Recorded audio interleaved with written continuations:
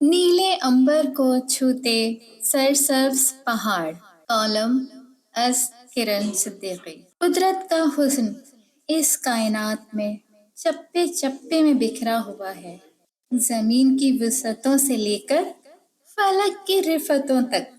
اللہ کے جس تخلیق کو بھی دیکھیں بے اختیار کلمہ تحسین زباں پہ جاری ہو جاتا ہے اور صنائے حقیقی کی کاریگری کی داد دینے کو دل چاہتا ہے۔ قدرت کے بے پناہ حسن کا ایک چھوٹا سا حصہ نیلے अंबर کو چھوتے بلند و بالا پہاڑ بھی ہیں، جو اپنی بے مثال خوبصورتی سے اس دنیا کو دلکش بناتے ہیں اور اپنی بناوٹ کے اعتبار سے خوبصورتی اور ہیبت و جلال کا دلکش و حسین امتزاج بھی ہے۔ ہو سکتا ہے کہ اسی منظر کو دیکھ کے احمد فراز کے ذہن میں یہ خیال آیا ہو، جسے انہوں نے شعر کا روپ دیا: جب تلک دور ہے تو تیری پرستش کر لیں، ہم جسے چھو نہ سکیں اسے خدا کہتے ہیں۔ سبزہ پوش پہاڑ دیکھنے والوں کی طبیعت میں تراوٹ اور فرحت پیدا کرتے ہیں۔ دور تک بکھرے ہوئے چھوٹے بڑے پہاڑ رنگا رنگ کیفیت لیے ہوئے ہیں، یعنی کم بلندی پر سبزہ اور انتہائی بلند چوٹیوں پر تقریباً سارا سال جمی ہوئی برف۔ دن کے وقت گہرے نیلے آسمان اور سرسبز زمین کے ساتھ بھورے خاکستری اور عظیم الشان پہاڑ جن کے نچلے حصے سبزے سے ڈھکے ہوئے ہوتے ہیں اور بلند و بالا فلک بوس چوٹیاں برف سے، تو یہ رنگا رنگی منظر کی دلکشی کو بھرپور بناتی ہے۔ دور بہت دور نگاہ کی آخری حد پہ زمین و آسمان ایک دوسرے سے باہم ملتے ہوئے معلوم ہوتے ہیں اور ایسا لگتا ہے جیسے زمین اٹھ کے آسمان کو چھونا چاہتی ہو، یا پھر آسمان جھک کے زمین سے ملنا چاہتا ہے۔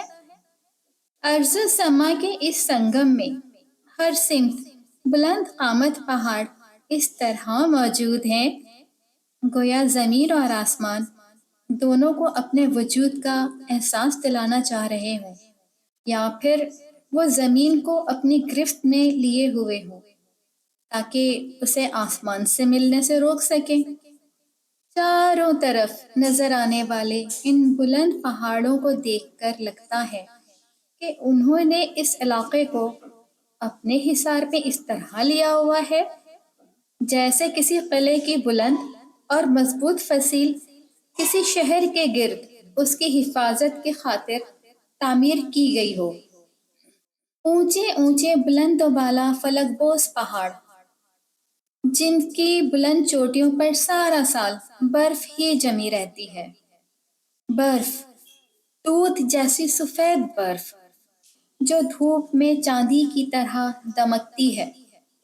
جب سورج کی کرنیں اس سیمی برف سے ٹکرا کر پلٹتیں تو انعکاس نور کے باعث دیکھنے والی نظروں کو اپنی چمک اور تابانی سے خیرہ کر دیتی تھیں۔ ان پہاڑوں کی بلند چوٹیوں کو دیکھ کے خیال آتا تھا کہ وہ ہاتھ بلند کیے نیلے अंबर کو چھونا چاہ رہی ہو۔ برف اوڑھے ہوئی چوٹیوں کے پس منظر میں نظر آنے والا آسمان بے حد شفاف اور گہرا نیلا معلوم ہوتا ہے۔ بعض اوقات نیلے آسمان پر سفید براق بادل بہت نمایاں، بہت اجلے اور بہت خوبصورت لگتے ہیں۔ سردیوں کے موسم میں اکثر صبح کے اوقات میں بادل بخارات ہونے کے مرحلے میں کسی دھند کی طرح لگتے ہیں، یا پھر بہت گہرے اور دبیز دھوئیں کی شکل میں نظر آتے ہیں۔ اتنا دلکش منظر ہوتا ہے جب برف پوش چوٹیوں کے دامن میں منجمد بخارات کے مرغولے فضا میں معلق نظر آتے ہیں۔ تمام ماحول ایک لطیف سی براق اور شفاف سی ریشمین حریری دھند میں لپٹا ہوا نظر آتا ہے اور ایسا خواب آگیں تاثر دیتا ہے کہ لگتا ہے منجمد بخارات کے ساتھ پوری کائنات منجمد ہو گئی ہے۔ اگر کبھی ان بخارات کو چھوا جائے تو جسم خوشگوار خنکی کے احساس سے دوچار ہو جاتا ہے۔ اس الوہی خوبصورتی کو الفاظ میں بیان کرنا از بس کے دشوار ہے۔ اسے تو بس محسوس کیا جا سکتا ہے، اور سچ تو یہ ہے کہ بعض چیزوں کا حسن الفاظ سے ماورا ہوتا ہے، محسوس کرنے کے قابل ہوتا ہے، مگر لفظوں میں انہیں سمیٹا نہیں جا سکتا۔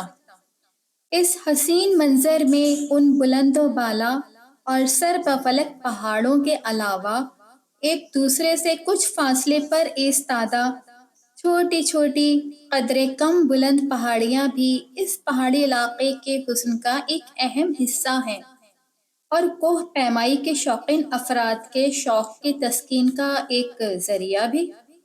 کسی قدر مسطح پہاڑی زمین پر ایستادہ بلند و بالا شمشاد، سرو اور چیڑ وغیرہ کے درخت سبز پتوں کی پوشاک پہنے ہوئے یوں نظر آتے ہیں جیسے کسی ذی جلال شہنشاہ نے اپنا شاہی لبادہ اوڑھا ہوا ہو اور سر اونچا کیے ہوئے گویا ارد گرد کے ماحول کا جائزہ لے رہا ہو۔ پہاڑی ڈھلان پر دور تک سبزہ کچھ اس طرح بچھا ہوا ہوتا ہے جیسے وہ دبیس اور ملائم قالین ہو، اور اس کی زیبائش کو بڑھانے کے لیے جگہ جگہ مختلف رنگوں اور متعدد انواع و اقسام کے چھوٹے بڑے پھول کھلے ہوئے ہوں۔ ہر جگہ سبزہ ہی نہیں، کہیں کہیں زمین سخت بھی ہے، وہاں نہ سبزہ ہے نہ پھول، لیکن زمین کے ان حصوں کے بے برگ و بار اور سخت ہونے کے باوجود بھی وہ زمین سنگ مرمر کی طرح ٹھوس ہوتی ہے، اور اس کی سطح سنگ مرمر کے پالش شدہ سطح کی طرح مدھم سی چمک بھی رکھتی ہے۔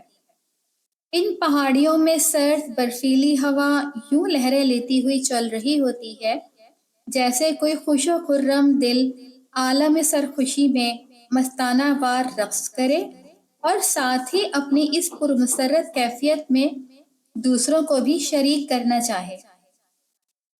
لہراتی ہوئی ہوا کی لہروں کی زد میں آ کے درختوں کی نازک شاخیں بھی اسی لے پہ مست و بے خود جھوم رہی ہوتی ہیں، خاص طور پر وہ شاخیں جو بہت بلندی پہ یعنی درختوں کی چوٹیوں پر ہوں، وہ اپنی نزاکت کے باعث ہوا کے ہلکے سے جھونکے سے بھی لہرا کے رہ جاتی ہیں۔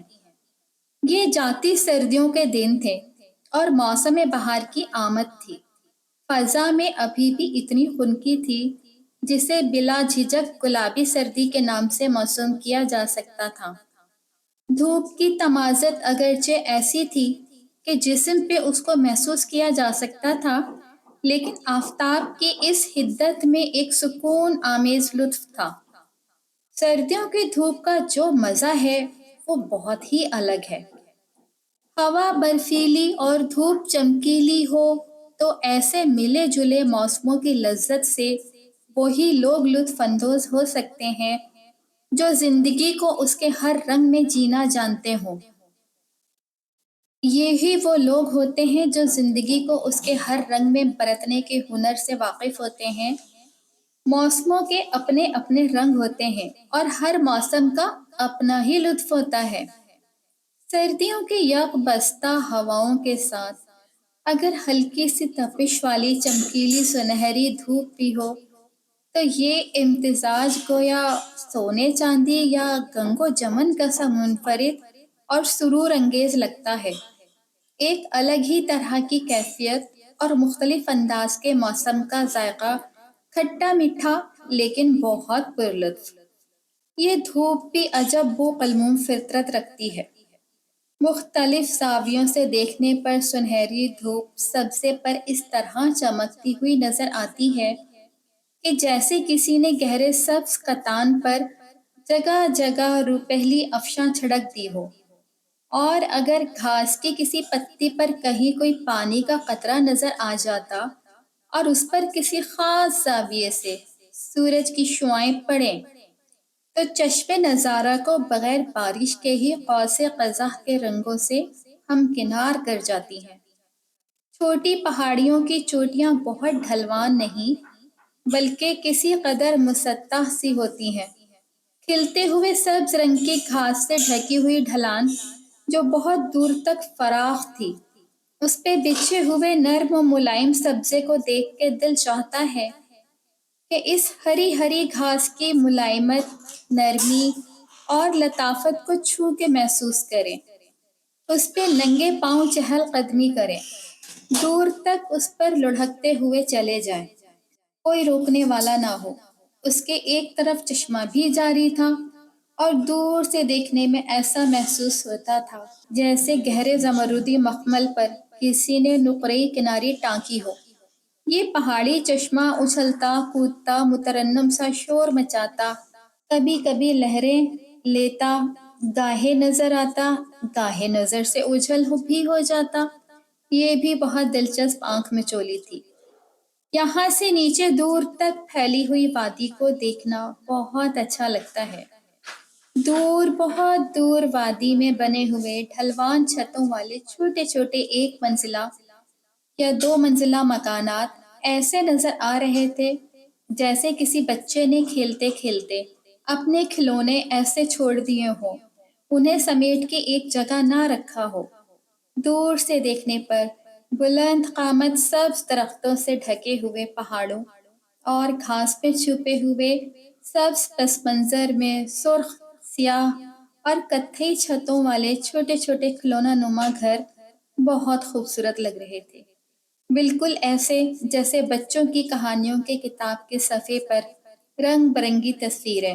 ایسی دلکش جگہوں کو دیکھ کر ہی یہ لگتا ہے کہ جیسے پریوں کی کہانی کا کوئی صفحہ حقیقت کے روپ میں ڈھل گیا ہو۔ ایسے حسین اور دلکش مناظر یادوں کے افق پر ہمیشہ درخشاں رہتے ہیں، مہر تاباں کی طرح، اور ان کا خوشگوار تاثر کبھی ذہن سے زائل نہیں ہوتا۔